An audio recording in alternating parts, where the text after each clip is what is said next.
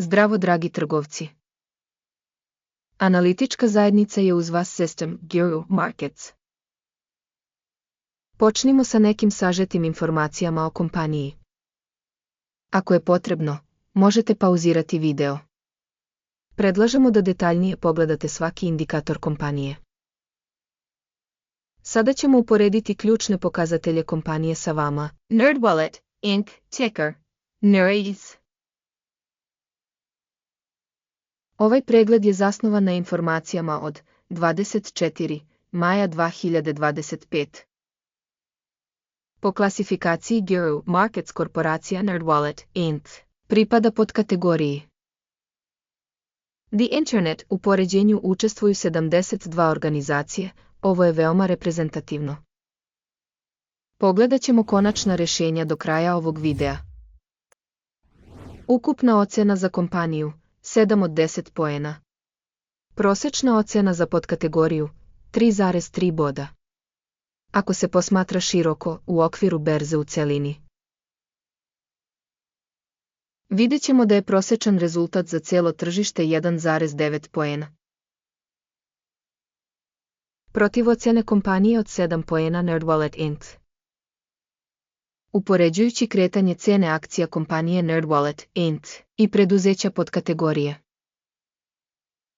Možemo vidjeti da je tokom posljednjih 12 mjeseci zaliha NerdWallet Inc. pokazao dinamiku od minus 24,3%.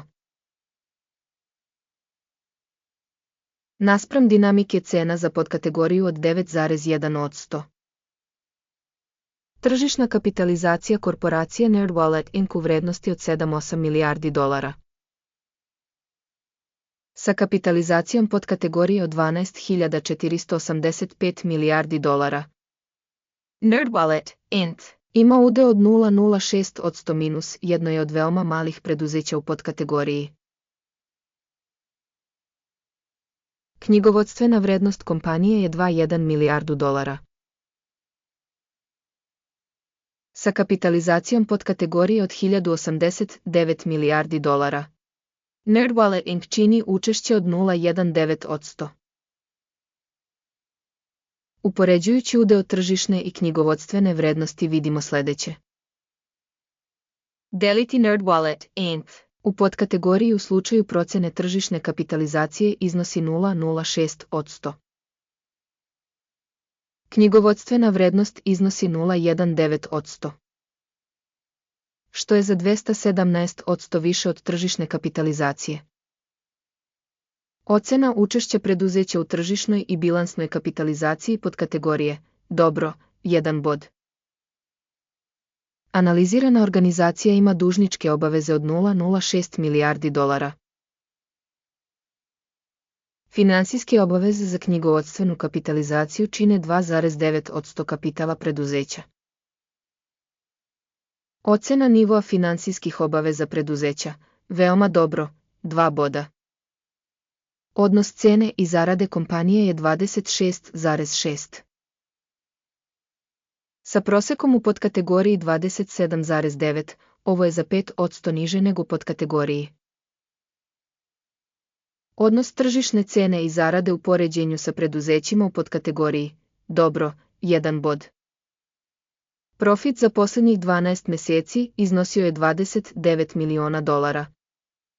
Terminska zarada za narednih 12 mjeseci procijenjena je na 50 miliona dolara.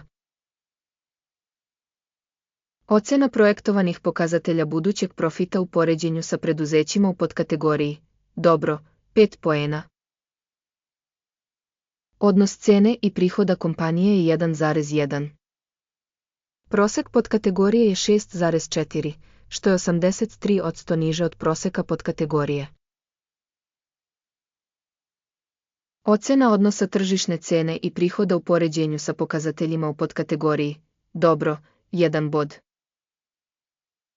Prihod za posljednjih 12 mjeseci bio je 730 miliona dolara.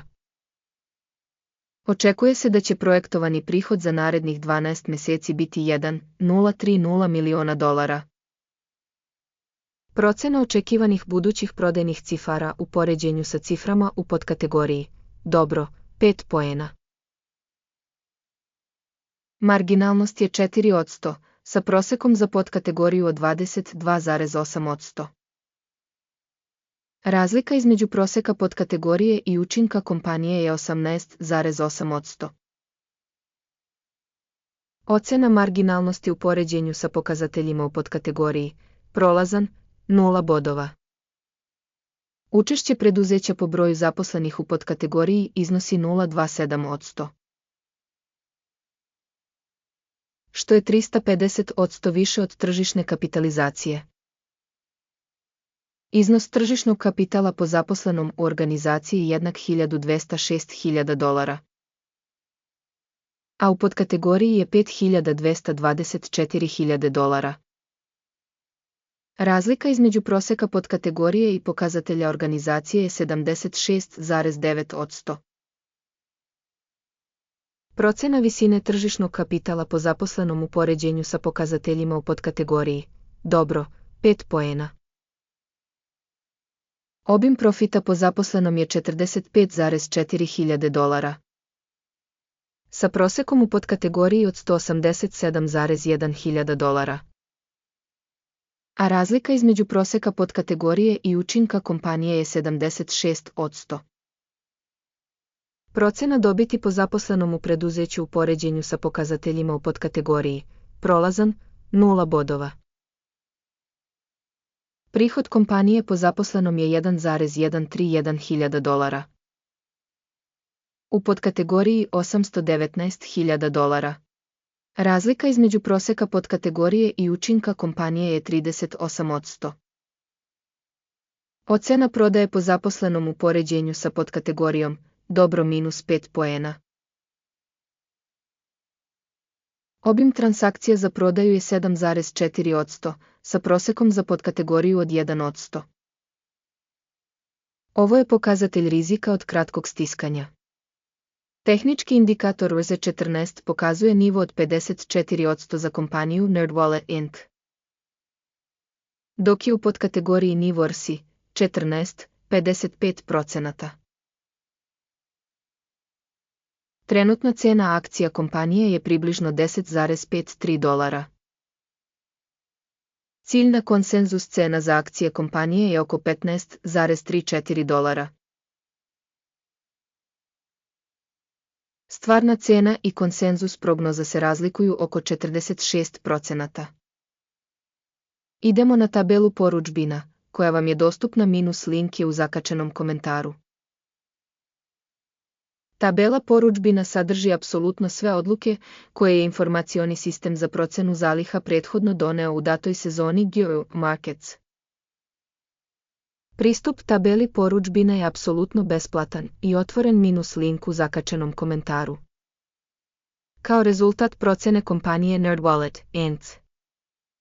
Informaciono referentni sistem Guru Markets donosi se sljedeća odluka. Otvorite kupovinu po cijeni od $10,52 po akciji. Posao je otvoren jer kompanija ima relativno visok rating. Procena preduzeća je izvršena korišćenjem pristupa procene Akimskog indeksa. Take profit je postavljen na 12,26. Stop gubitak je postavljen na 8,78. U slučaju da nalog nije zatvoren uzimanjem profita ili stop gubitkom. U ovom slučaju, redosled se automatski fiksira na kraju sednice 23.06.2025. ili posljednjeg radnog dana pre ovog datuma. Ticker, ni minus postaće kompenzacioni nalog za prodaju. Video o balansiranju će biti ili je već objavljen na ovom kanalu. U slučaju zatvaranja jednog od naloga minus glavnog ili balansnog. Drugi nalog se zatvara po konačnoj ceni. Hvala publici što je pogledala ovaj video i što ste koristili sistem pomoći od Guru Markets.